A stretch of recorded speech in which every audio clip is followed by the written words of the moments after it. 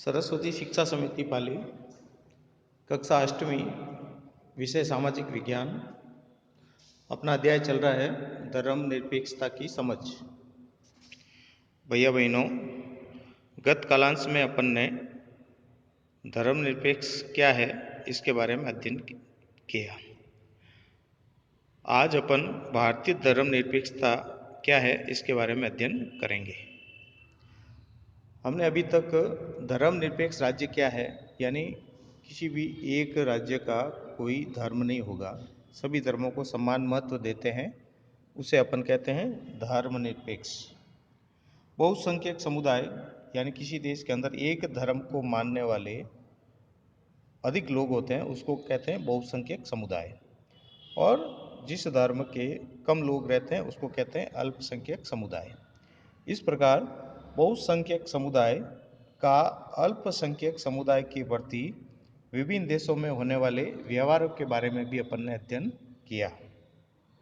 जैसे भारत के अंदर अलग अलग धर्म के लोग रहते हैं, लेकिन सबको समान अधिकार प्राप्त है, चाहे रहने का है, अपनी धार्मिक उपासना का है या मत देने का है, सबको समान महत्व है। लेकिन ऐसी ही स्वतंत्रता सभी देशों में है नहीं है।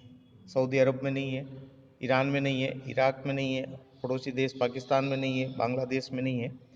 वहाँ केवल इस्लाम धर्म को मानने वाले को ही अधिक स्वतंत्रता है। आज हमारे देश में, भारत में धर्मनिरपेक्षता क्या है ये अपन देखेंगे। भारतीय संविधान में भारत को धर्मनिरपेक्ष राज्य रहेगा ऐसा उल्लेखित किया गया है। संविधान की मूल आत्मा में यह शब्द लिखा गया है कि भारत एक धर्मनिरपेक्ष राज्य रहेगा, यानी भारत का राज्य धर्म कोई नहीं रहेगा, सभी धर्मों को यहाँ समान महत्व दिया जाएगा। हमारे संविधान के अनुसार केवल धर्मनिरपेक्ष राज्य ही अपने उद्देश्यों को साकार करते हुए निम्नलिखित बातों का ख्याल रख सकता है। कोई एक धार्मिक समुदाय दूसरे धार्मिक समुदाय को न दबाए, कुछ लोग अपने ही धर्म के अन्य सदस्यों को भी न दबाए, और तीसरा, राज्य न तो किसी खास धर्म को व्यक्ति पर थोपेगा और न ही लोगों की धार्मिक स्वतंत्रता छीनेगा। यह अपने भारतीय संविधान में उल्लेखित है। भारत का कोई राज्य धर्म नहीं, वह स्वयं को धर्म से दूर रखता है, और राज्य सत्ता किसी एक धार्मिक समुदाय के हाथों में भी नहीं रहेगी, ऐसा भी हमारे संविधान में उल्लेखित है। और न ही राज्य किसी एक धर्म का समर्थन करेगा। अर्थात भारत में सभी धर्मों के व्यक्ति हर क्षेत्र में अपना काम कर सकते हैं। भारत में सरकारी विद्यालय हो, पुलिस थाना हो, अन्य सरकारी कार्यालय हो, किसी खास धर्म को प्रोत्साहन देना या उसका प्रदर्शन करने की अपेक्षा उनसे नहीं की जाती है। जैसे विद्यालय है सरकारी, उसमें किसी एक धर्म को मानने की ही प्रार्थना नहीं होगी, एक ही त्यौहार को मनाने की प्रार्थना नहीं होगी, वहाँ सभी धर्मों को महत्व दिया जाएगा। भारतीय धर्मनिरपेक्षता का दूसरा तरीका है अहस्तक्षेप की नीति। इसका मतलब है सभी धर्मों की भावनाओं का सम्मान करना। धार्मिक क्रियाकलापों में राज्य दखल नहीं देगा। राज्य कुछ खास धार्मिक समुदायों को विशेष छूट भी देता है, जैसे कि सिखों को हेलमेट की छूट दी गई। सिख पगड़ी बांधते हैं, इसलिए वो हेलमेट लगा नहीं सकते, उनके धर्म के अनुसार पगड़ी बांधना अनिवार्य है। तो सिखों को ऐसे स्थान जहाँ सिखों की आबादी अधिक है या सिख रहते हैं, उन सिखों को हेलमेट की अनिवार्यता से छूट दी गई है। धार्मिक वर्चस्व को रोकने के लिए भारतीय धर्मनिरपेक्षता का तीसरा तरीका है हस्तक्षेप का। वो है धर्म के नाम पर अलग थलग करने और भेदभाव को रोकने का। जैसे भारत के अंदर अपन ने पिछले अध्याय में पढ़ा था, छुआछूत प्रचलित थी हिंदू समुदाय में। तो इस प्रकार कुछ ऊंची जाति अपने आप को कहने वाली नीची जातियों के साथ भेदभाव करती थी, छुआछूत अपनाती थी।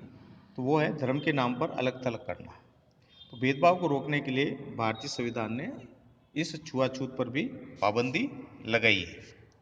राज्य धर्म के नाम पर अलग थलग करने और भेदभाव को बढ़ावा देने वाली इस छुआछूत प्रथा को खत्म करने के लिए धर्म में भी हस्तक्षेप कर रहा है, जो हिंदू धर्म में निचली जातियों के मौलिक अधिकारों का हनन करता है। क्योंकि वे भी इसी देश के नागरिक हैं, इसलिए उनको भी समान अधिकार मिलने चाहिए। इस तरह माँ बाप की संपत्ति में बराबर हिस्से का अधिकार सम्मान करने के लिए राज्य को समुदायों के धर्म पर आधारित निजी कानूनों में भी हस्तक्षेप करना पड़ सकता है। यानी माँ बाप की संपत्ति में सबको समान अधिकार है, इसके लिए कुछ धर्मों में ऐसा नहीं होता है, फिर भी हस्तक्षेप करके राज्य उसका भी सम्मान करवाता है। आज का एक प्रश्न है, वो जो उसका उत्तर आपको स्वयं को लिखना है। प्रश्न है, अपने आस पड़ोस में प्रचलित धार्मिक क्रियाकलापों की सूची बनाना और विभिन्न पूजा स्थल, धार्मिक संगीत और गायन के बारे में लिखना। अब करना क्या है इसमें आपको लिखना है हमारे पड़ोस में प्रचलित धार्मिक क्रियाकलाप, फिर उसमें लिखना है धर्म का नाम, फिर उनके क्रियाकलाप, जैसे पूजा स्थल, हिंदुओं का मंदिर है, मुसलमानों की मस्जिद है, ईसाइयों का चर्च है, सिखों का गुरुद्वारा है, ठीक है। फिर पूजा स्थल हो गए। फिर धार्मिक संगीत, हिंदू धर्म में कौन से संगीत चलते हैं, जैसे भजन है, कीर्तन है। इस्लाम धर्म में क्या चलता है, मुशायरा चलता है, ठीक है ना, उनमें नमाज पढ़ी जाती है। ये तो इस प्रकार के आपको दिमाग से सोचकर एक सूची बनानी है। धन्यवाद।